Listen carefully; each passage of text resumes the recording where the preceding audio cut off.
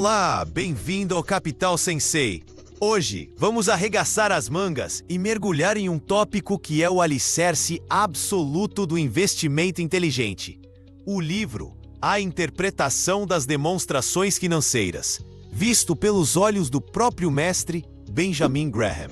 Exploraremos o que são esses documentos, por que são o melhor amigo do investidor e como Graham os usava, não para prever o futuro, mas para se proteger dele, entendendo a realidade presente de um negócio. Sempre que podemos, tentamos responder às perguntas deixadas nos comentários. Então, à medida que avançamos, se alguma parte parecer confusa, ou se você tiver uma história sobre suas próprias tentativas de analisar uma empresa, por favor, compartilhe abaixo. Suas perguntas e experiências ajudam todos a aprender e a construir uma comunidade de investidores mais inteligentes. Então, vamos começar com o homem em si. Quem foi Benjamin Graham? Se você já ouviu o nome Warren Buffett, já ouviu falar do aluno mais famoso de Graham. Graham é amplamente conhecido como o pai do Value Investing, ou investimento em valor. Mas o que isso realmente significa? Significa que ele foi um dos primeiros a formalizar a ideia de que uma ação não é apenas um símbolo piscando em uma tela. É uma fração de propriedade de um negócio real e tangível. E a única maneira de saber quanto esse negócio vale é estudando seus números. Graham viveu os loucos anos 20, o crash de 1929 e a Grande Depressão. Ele viu em primeira mão o que acontece quando as pessoas investem com base em euforia, emoção e especulação. Ele perdeu uma fortuna e depois a reconstruiu desenvolvendo uma abordagem disciplinada, racional e francamente um tanto cética. Toda a sua filosofia pode ser resumida em um conceito central: a margem de segurança. Voltaremos a isso repetidamente. Para Graham, o mercado era um parceiro de negócios temperamental que ele chamava de Senhor Mercado. E alguns dias, o Senhor Mercado está eufórico e se oferece para comprar suas ações a preços ridiculamente altos. Em outros dias, ele está apavorado e se oferece para vender suas ações por meros centavos. O investidor inteligente não se deixa levar pelas oscilações de humor do Senhor Mercado. Em vez disso, ele usa a natureza maníaco-depressiva dele a seu favor, comprando quando ele está pessimista e vendendo quando está eufórico. Mas como saber quando o preço está pessimista ou eufórico? É aí que entram as demonstrações financeiras. Elas são a sua âncora na realidade. Então, o que são essas demonstrações? Pense nelas como o check-up médico anual de uma empresa. São um conjunto de relatórios padronizados que toda empresa de capital aberto é obrigada a divulgar.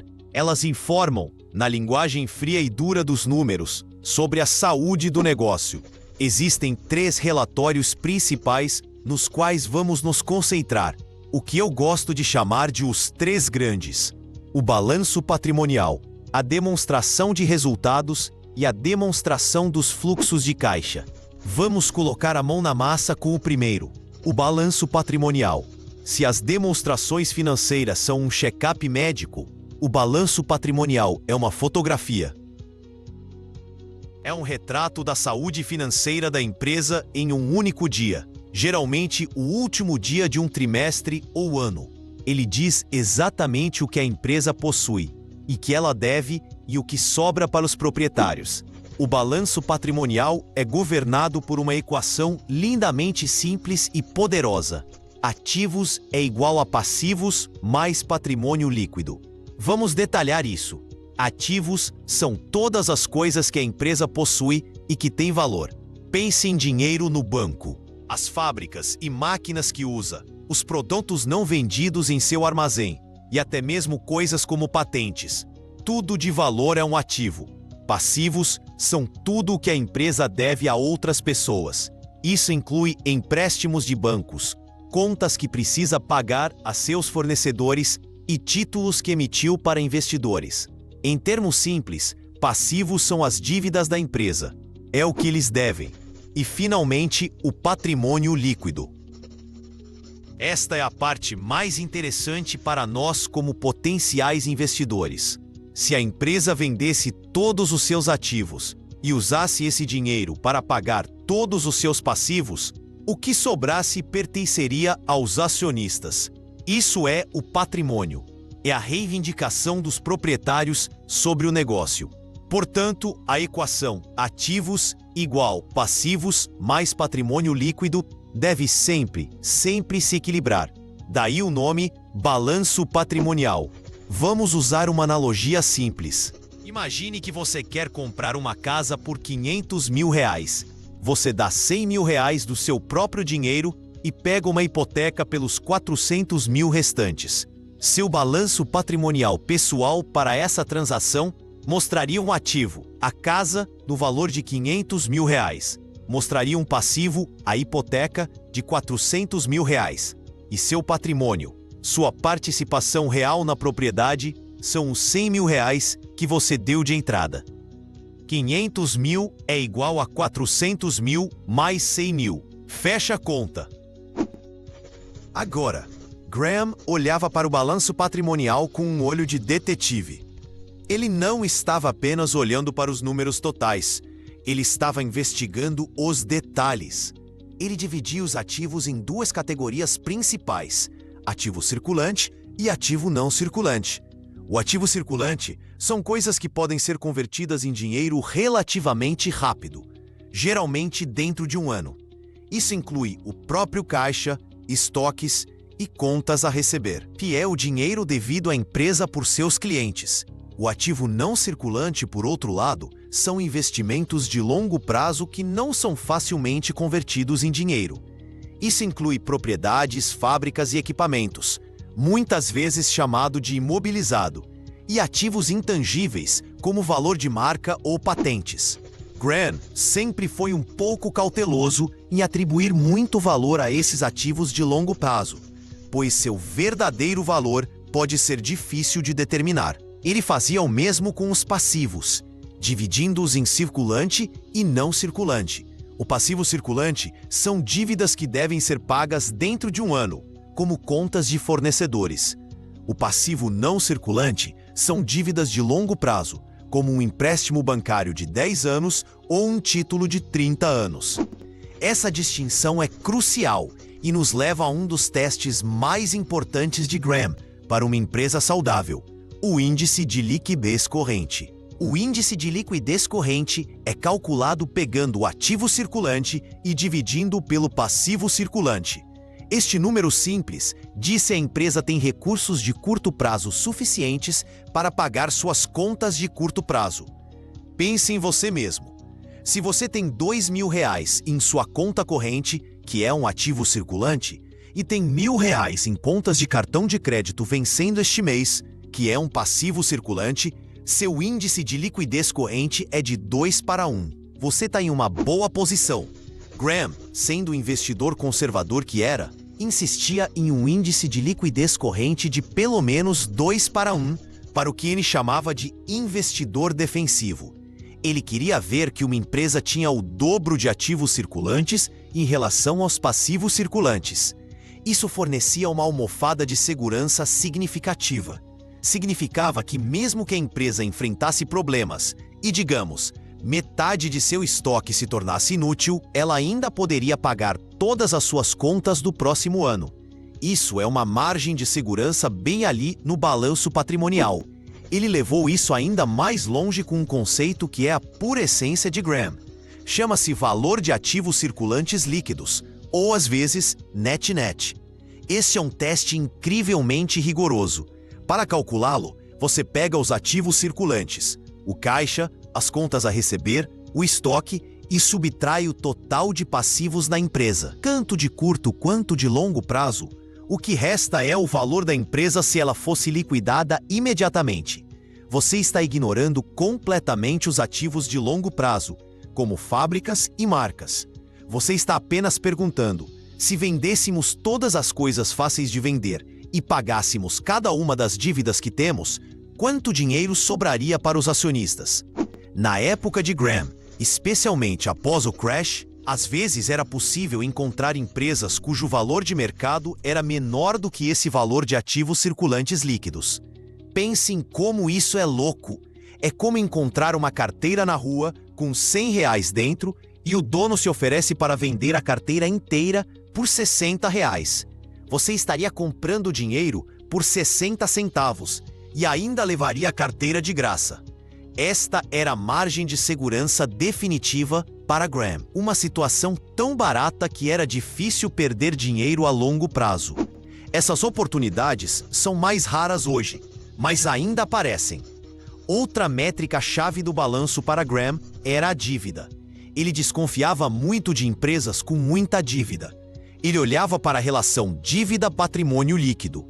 Uma relação alta significava que a empresa dependia mais de dinheiro emprestado do que de seu próprio capital para financiar suas operações. Isso torna uma empresa frágil. Um pequeno percalço nos negócios pode se tornar uma grande crise se você tiver enormes pagamentos de juros a fazer. Graham preferia empresas onde o patrimônio líquido era significativamente maior que a dívida. Ok, então se o balanço patrimonial é um retrato, uma única fotografia, como vemos a empresa em movimento? Como sabemos se ela está realmente ganhando dinheiro ao longo do tempo? Para isso, nos voltamos para a segunda das nossas três grandes: a demonstração de resultados. A demonstração de resultados não é uma foto, é um filme. Ela conta a história do desempenho de uma empresa durante um período, como um trimestre ou um ano inteiro. Começa no topo com um número chamado receita, ou vendas. Esta é a primeira linha e representa todo o dinheiro que a empresa arrecadou com a venda de seus produtos ou serviços durante esse período. É o valor total que entra no caixa. Mas é claro, uma empresa não fica com todo esse dinheiro. Ela tem custos. O primeiro grande custo é o custo dos produtos vendidos, ou CPV. São os custos diretos associados à fabricação do produto. Se você é uma montadora, é o aço, o vidro, os pneus. Se você é uma cafeteria, são os grãos de café, o leite, o açúcar e os copos de papel. Quando você subtrai o CPV da receita, obtém um lucro bruto. Isso mostra o quão lucrativo é o produto principal em si, antes de quaisquer outras despesas do negócio. Mas um negócio tem outras despesas, certo? Você tem que pagar seus vendedores, seus contadores, o aluguel de seus escritórios e gastar dinheiro com publicidade. Tudo isso é agrupado em uma categoria chamada despesas com vendas gerais e administrativas, ou DVGA. Quando você subtrai essas despesas operacionais do lucro bruto, obtém um número muito importante, o lucro operacional. O lucro operacional, às vezes chamado de LAGIR, significa lucro antes dos juros e imposto de renda. É uma medida fantástica da lucratividade principal de uma empresa. Ele mostra quanto dinheiro o negócio está ganhando com suas operações primárias, antes de levar em conta coisas como sua estrutura de dívida ou sua situação fiscal. Uma empresa com lucro operacional forte e crescente geralmente tem um negócio subjacente muito saudável. Finalmente, após o lucro operacional, você subtrai os juros pagos sobre a dívida e os impostos devidos ao governo.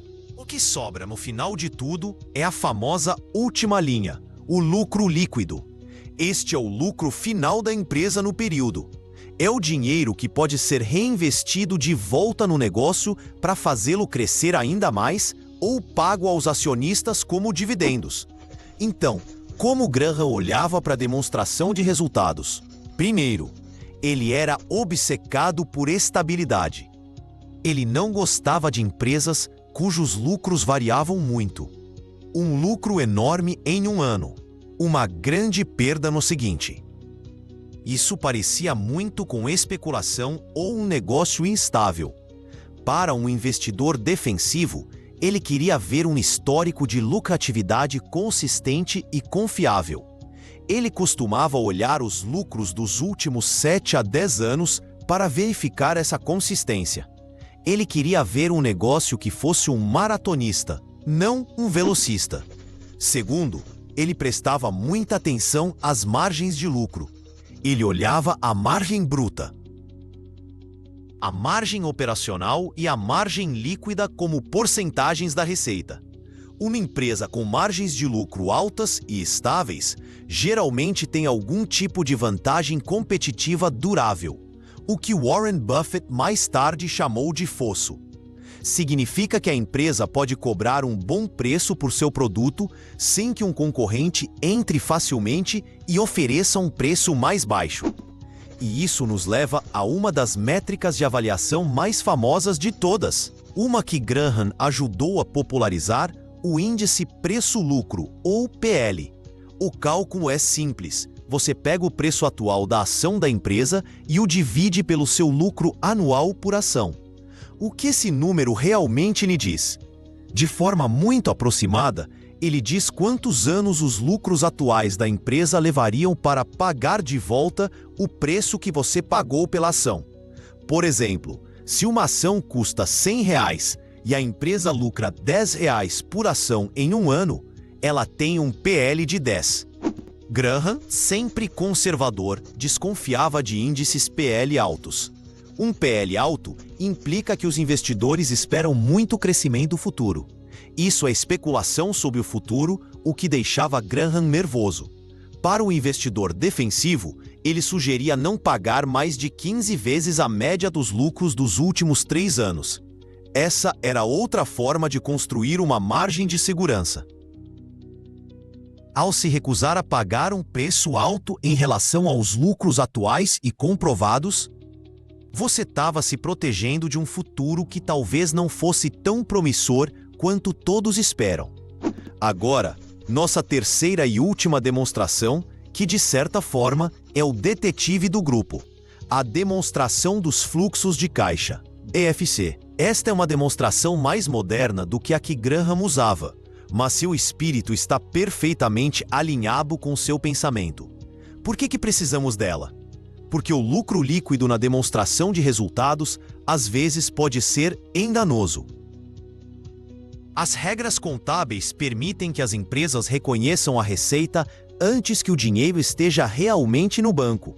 Elas também envolvem despesas não monetárias, como a depreciação. Isso significa que uma empresa pode reportar um lucro saudável, mas na verdade estar ficando sem dinheiro. Como diz o velho ditado nos negócios, receita é vaidade, lucro é sanidade, mas caixa é realidade. A demonstração dos fluxos de caixa segue a realidade. Ela rastreia o dinheiro real que entra e sai das contas bancárias da empresa. Pense desta forma. Sua demonstração de resultados pode ser como seu contrato de trabalho, que diz que você ganha R$5.000 por mês. Mas sua demonstração de fluxos de caixa é como seu extrato bancário real, mostrando exatamente quando aquele cheque de R$5.000 foi depositado e no que você o gastou. Uma é uma promessa, a outra é a dura realidade. A demonstração dos fluxos de caixa é dividida em 3 seções. A primeira é o caixa das atividades operacionais. Este é o caixa gerado pelas principais atividades do dia a dia da empresa. Para uma empresa saudável, este número deve ser positivo e, idealmente, semelhante ou até maior que o lucro líquido. É a força vital em caixa do negócio. A segunda é o caixa das atividades de investimento. Isso mostra o dinheiro gasto ou recebido de investimentos de longo prazo.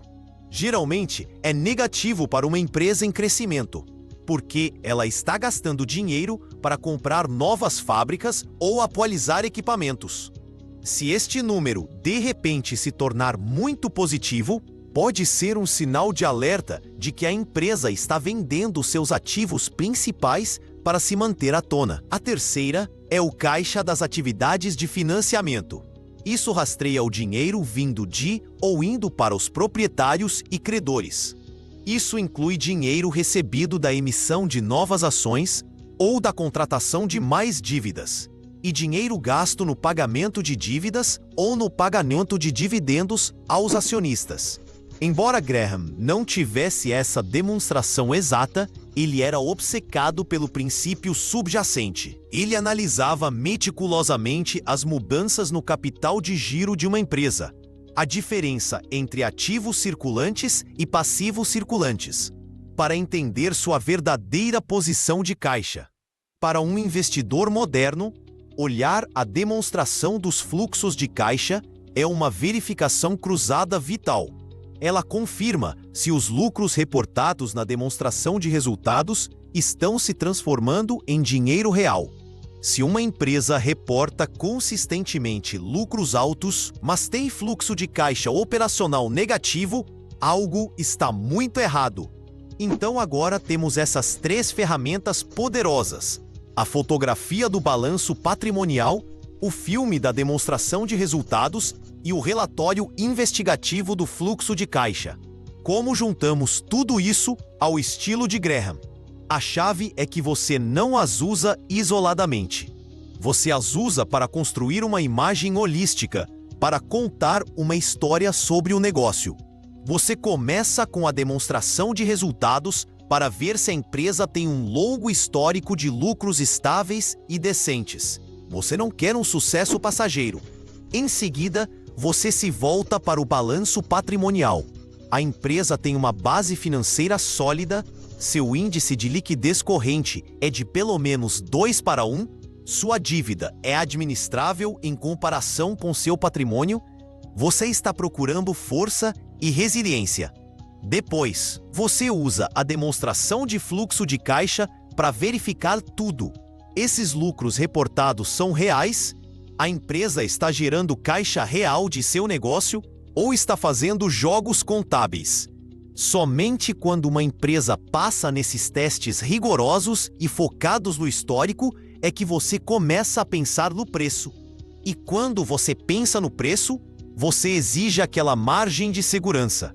Você usa uma métrica conservadora como um baixo índice preço-lucro, ou tenta comprar a empresa por um preço bem abaixo de seu valor patrimonial tangível, ou, no melhor dos cenários, abaixo de seu valor de ativos circulantes líquidos. Vamos usar uma última e poderosa analogia para a margem de segurança.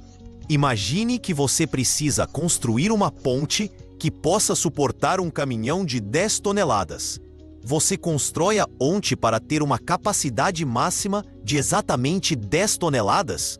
Claro que não. Um pequeno erro em seus cálculos, um caminhão um pouco mais pesado ou algum desgaste inesperado poderiam levar a uma catástrofe.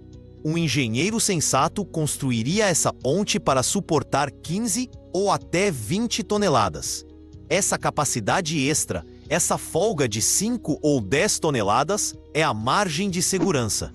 Isso é precisamente o que Graham estava fazendo com as demonstrações financeiras. Ele estava calculando a capacidade de carga de um negócio, seu valor intrínseco com base em seus ativos e poder de geração de lucro. Em seguida, ele olhava para a carga que estava sendo colocada sobre ela, o preço de mercado. E ele se recusava a comprar a menos que o preço estivesse significativamente abaixo de seu valor calculado. Essa diferença era sua proteção contra erros em seu próprio julgamento, problemas de negócios imprevistos e as selvagens oscilações emocionais do senhor mercado. É importante entender que Graham dividia os investidores em 2 campos, o defensivo e o empreendedor. O investidor defensivo, argumentava ele, deveria se ater a um conjunto de critérios muito simples e mecânicos. Empresas grandes e proeminentes, um longo histórico de pagamentos contínuos de dividendos, um limite para o índice P-L, um forte índice de liquidez corrente e dívida administrável. É uma fórmula projetada para evitar grandes erros e alcançar resultados adequados, não espetaculares. O investidor empreendedor era alguém disposto a fazer mais lição de casa. Eles poderiam caçar aquelas pechinchas net, ou analisar empresas em situações complexas. Mas mesmo para este investidor mais ativo, os princípios fundamentais eram os mesmos. Conduzir uma investigação completa com base nas demonstrações financeiras e sempre exigir uma margem de segurança. Aprender a ler demonstrações financeiras não é sobre encontrar uma fórmula mágica para ficar rico rápido. É sobre aprender a linguagem dos negócios. Isso o capacita a parar de jogar e começar a investir. Permite que você tome suas próprias decisões informadas em vez de depender de dicas de supostos especialistas ou das correntes emocionais do mercado. Exige prática, não há dúvida disso. A primeira vez que você abre o relatório anual de uma empresa, pode parecer uma parede intimidadora de números e jargões. Mas começando com o quadro geral, ativos igual passivos, patrimônio líquido, receita menos despesas, lucro, e usando os índices simples e poderosos de Graham como seu guia, você pode começar a entender tudo. Você pode começar a separar os negócios fortes e resilientes dos frágeis e especulativos. No final das contas, a abordagem de Benjamin Graham é uma filosofia de humildade intelectual. Ela reconhece que o futuro é incognoscível e muitas vezes decepcionante. Portanto, o único caminho racional para um investidor é se ancorar nos fatos verificáveis do presente e do passado, conforme revelado nas demonstrações financeiras, e pagar um preço que subavalia tão drasticamente o negócio que muita coisa tem que dar errado para você perder dinheiro. Não se trata de ser um gênio, trata-se de ser disciplinado, paciente e prudente. E no mundo dos investimentos, esse é o caminho mais seguro para o sucesso a longo prazo.